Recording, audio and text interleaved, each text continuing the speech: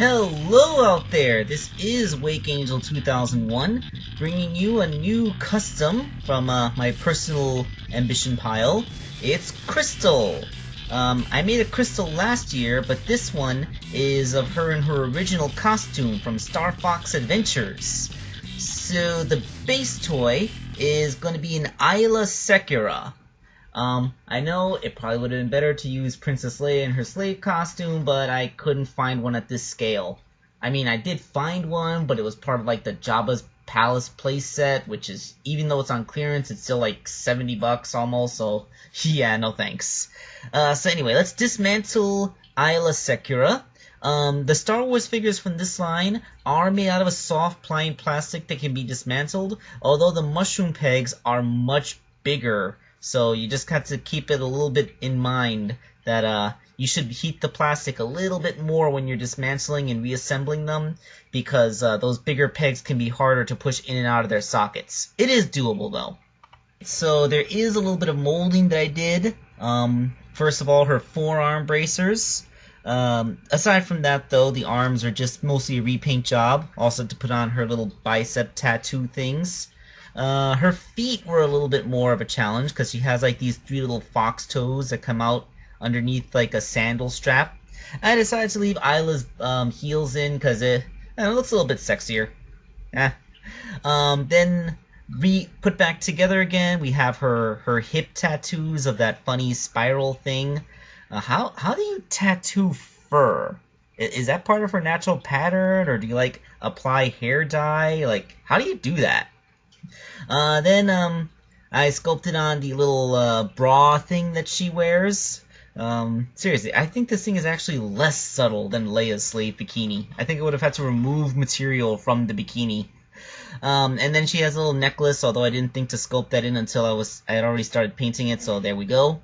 And she has a foxtail. You know, the foxtail with the little rings that keep it in that pseudo braid looking thing. And since Isla already has a loincloth, just paints it over. Of course, once painted, she's not wearing pants underneath.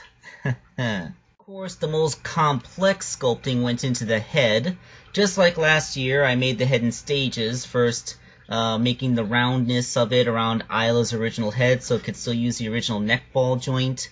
Adding the ears and muzzle, then the hair after that hardened. And then, it's just the hair pattern. It's slightly different because now she has a hairband and she doesn't have those little metal, I don't know, what do you call those, I do not know what you would call those hair decorations that she has in the following game, Star Fox, Salt. Well, whatever. Then I painted the head. I think that it came out pretty good. I matched the slope of her muzzle a little bit nicer this time, but I don't know, I think I got the eyes a little bit too far apart. I don't know, I'll leave you guys to be the judge. Let's put the figure together and see what she looks like. So, there she is. Yeah, I mean, I'm not one to judge your Saurian fantasy worlds, but I just don't think that this is very practical armor for when you're gonna be addressing a race of sentient humanoid dinosaurs. Like, she had her own spaceship, so we know that she had access to more, I'm gonna say advanced armor. Unless, like, this was something that the locals wore and she put it on as an act of solidarity, like when you become a member of the tribe, you put their garb on. Or maybe they were just having a little fun with her. I don't know. Anyway, comparison to last year's figure, they are both Star Wars figures from the same series, but the Isla figure is just a little bit taller, so this figure looks taller too. But hey, it's because she has heels. Thanks for watching. This is Wakeangel2K1 signing off.